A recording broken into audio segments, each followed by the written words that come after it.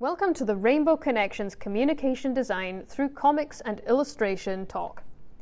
My name is Katrina Laird and I am a freelance comics artist, illustrator and designer based in Dundee, and I'll tell you a little bit about how I became a designer myself and about Chip Collective, which is my comics art collective. As a freelancer, I work for myself and I use my art in several different ways to make a living.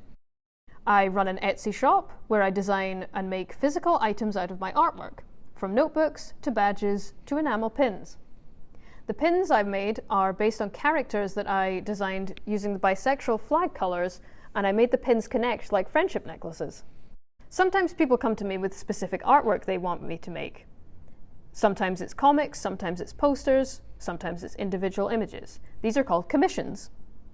I make my own comics and I post them online for people to enjoy and read. Chimerical is a fantasy story about a trans boy who accidentally makes a chimera in his rural home and now has to find out what he's going to do with it and stop it causing havoc. Chimerical isn't the only webcomic I've made either. I made a much shorter one called Stinger, which is all about handling your phobias. Nasty Girls is a graphic novel that I inked with Erin Keepers writing the story and Gabby Epstein colouring issue 1. Cult Empire Comics asked me to draw the comic, so it's a combination of commissions work and comics. When I'm not doing any of those jobs, I'm at the V&A or I'm at the Dundee Comics Creative Space, helping to run workshops and teaching people like yourselves how to draw and make and explore creativity. I did a DCA manga character workshop for the Discovery Festival. I also ran a few of the Pride workshops last year before Dundee Pride, a flag making workshop for people in the parade to hold while marching, and a general Pride workshop with badge making, sticker making, mini protest flag making, and so on. So how do you become a designer? Well, my steps are as follows. Step 1, get a D in high school art classes. Step 2, go to university to study forensic science. Step 3, keep drawing in all of your study notes. Step 4, question your life choices and leave university. Step 5, go to college to create an art portfolio. Step 6, get into an illustration course for 3 years. Step 7, graduate 7 years after leaving high school. Step 8, learn even more about comics and art after you graduate by making art for yourself. So the moral of my story, and many stories of designers, is that there is no set road to becoming a designer. It doesn't matter if you're doing it at age 12 or age 70. If you want something badly, fight for it. Practice, you get better, you ask for help. There are hundreds of spaces around to suit all different design practices. If you want to get into comics, you can find ones for that. The Dundee Comics Creative Space is a good example for teenagers. My friends Eve and Alex run Comic Cocoon. This is a place for comic artists to discuss comic creating matters. Each month there is a different topic and different questions people can chip in answers to. It's a physical meetup, so there's the opportunity to talk to others doing what we do and get to know one another personally. This also leaves them open to collaboration. What do you do if you can't find the space that you want? Make space. If you have an idea and you tell people about it, you can work together to make it real. This could be an online space, a physical space, or something else entirely. There are all sorts of ways to create a positive environment. Here are some of the designers involved with Chip Collective.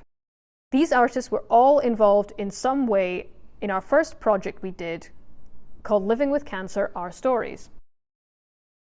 Chip began about 2 years ago in a restaurant when my friend Aisling and I were having burgers and chips and discussing the name of our art collective we wanted to make. Thus, CHIP, which stands for Comics Help Inform People. Comics can take a lot of time and effort to create. Your favourite comics that you find in shops often have multiple people involved. Writers, artists, colourists, letterers, editors, and so on. We made CHIP for several reasons.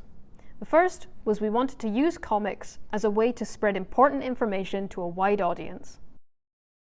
We really wanted to spread some awareness about rare types of cancer through people's real life stories. There's no reason why in future we couldn't do a comic anthology about LGBT+ issues, STEM education, or more healthcare issues. Comics are very easy to read for young people and also older people, and they can help to make more abstract thoughts into something tangible. For example, we talk a lot about cell biology in one of our comics.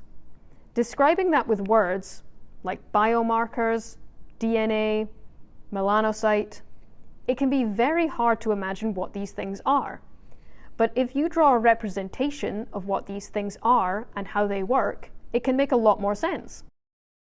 The next reason we made Chip was because we knew that there were important stories out there that needed telling. We wanted to gather some skilled artists and encourage them to use their own styles and bring these stories to life. As I said, all of our stories were from real people.